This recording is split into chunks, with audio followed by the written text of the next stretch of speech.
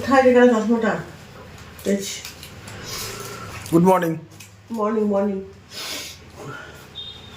Morning আর good নেই। Morning good নেই তোমার? না। ব্যাট হয়ে গেছে? হ্যাঁ। আচ্ছা। একটু সর্দি কাশি ভালো লাগে না। তো ফোনটা ক্যাপ করে দিয়ে তারপরে কাজে মন দেবো। বাজারঘাট তো হয়ে গেছে।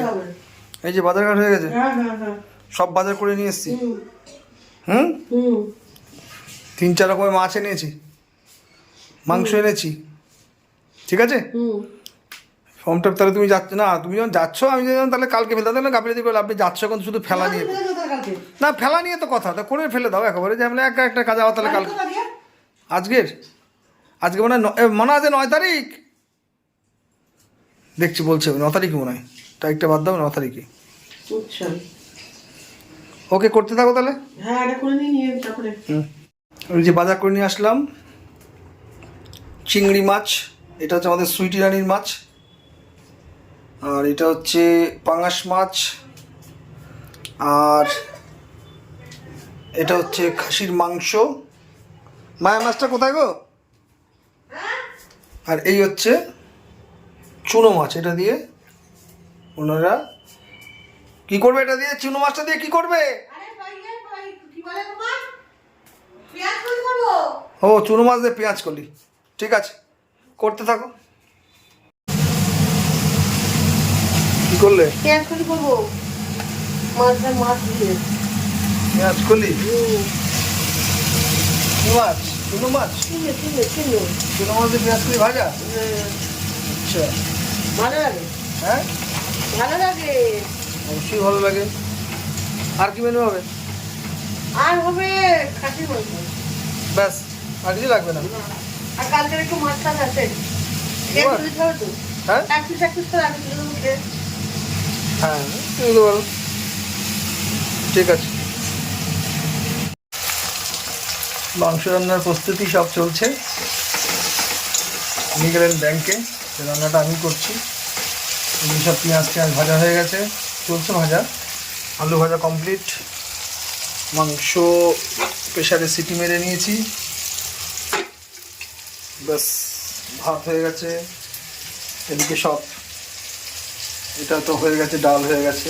পেঁয়াজ কলি দিয়ে চুনো মাছ, কালকের মাছ গরম হয়ে গেছে। ব্যাস এই দিয়ে আজকে সোমবারে দুপুরের লাঞ্চ। কষানো কমপ্লিট। এবার আস্তে আস্তে মাংসগুলোকে দিয়ে দিই একটু জল ছেঁকে। মাংসটা সিটি মেরলাম, তাহলে কি হয় বেশ সেদ্ধটা ভালো হয়। কড়াইতে অনেক টাইম লাগে, অত ধৈর্য লাগে না আমার। অনেকে আবার কড়াইতে দিয়েও সেদ্ধ করে, সেটাও করা যায়, এটাও খারাপ হয় না, ভালোই হয়। চলে গেল আমাদের মাটন, একদম দেশি রেওয়াজি মাটন।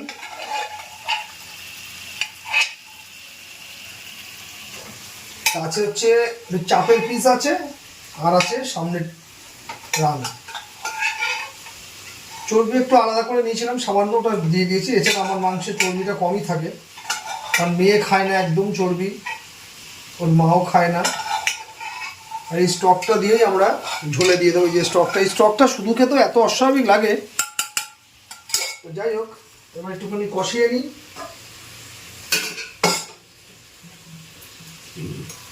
এবার একটু ভালো করে ধরে এটাকে কষিয়ে কিছুক্ষণ রাখবো।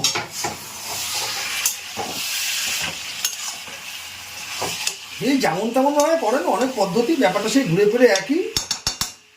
খাসির মাংস একটু পাতলা ঝোল আলু দিয়ে একটু গরম ভাতে খেলাম, আর কিছু লাগে না। আলু আছে, আলু ঠিক খাসির মাংস না দিলে ঠিক জুত হয় না। খাসির মাংস 1 পিস করে বাঙালিদের আলু লাগেই। তবে আমার ওই বড় বড় ধামসা আলু অতটা ভালো লাগে না, এই আলুটা ভালো লাগে, ঝোল টোল ঢোকে। তো আপনাদের কেমনভাবে করেন যদি পারেন কেউ একটু রেসিপি জানাবেন।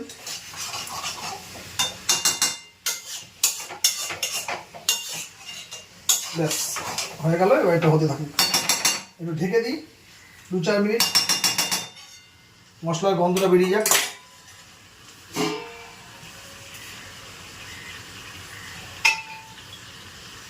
আমি তো হালকা করে স্টকের জল দিয়ে দিলাম যাতে তলাটা না লেগে যায়।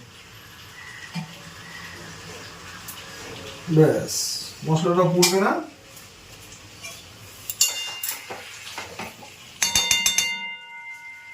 ব্যাস,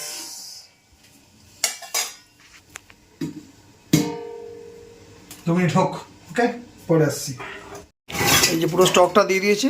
কালারটা কিন্তু দারুণ এসছে, বললে হবে না, ফাইন কালার এসছে।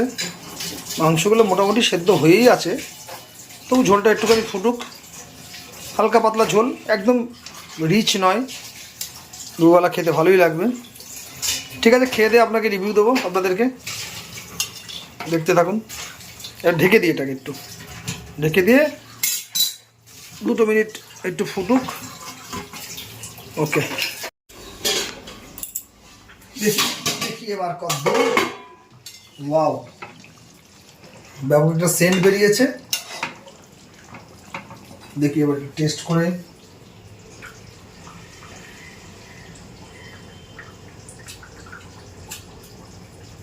একদম সব কিছু ঠিকঠাক। গরম মশলা আবার দিয়েছি, ভাবছি আর দেবো কিনা, দরকার নেই। আমার সিম্পলটা বেশি ভালো লাগে, বেশি গরম মশলা গন্ধ। খাসির মাংস ফ্লেভারটা উঠবে। আমরা অ্যাকচুয়ালি সেদ্ধর সময় একটু গরম মশলা দিয়ে সেদ্ধ করেছি।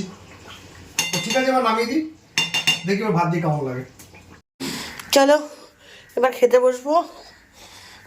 দুপুর হয়ে গেছে, অনেকগুলো কাজ ছিল ব্যাংকে, সেগুলো করে এলাম।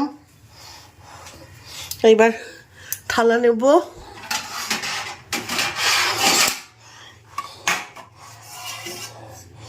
নিয়ে ভাত নিয়ে একেবারে যাবো। চলো ভাত বেড়ে নিয়ে একবার নিয়ে তারপর যাও। দাদা বসে গেছে খেতে, দাদার অর্ধেক খাওয়া হয়েও গেল।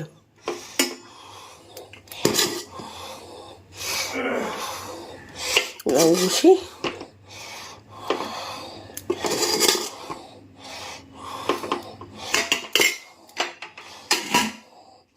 দেখি একেবারে পেঁয়াজ কুলটা নিয়ে চলে যায়।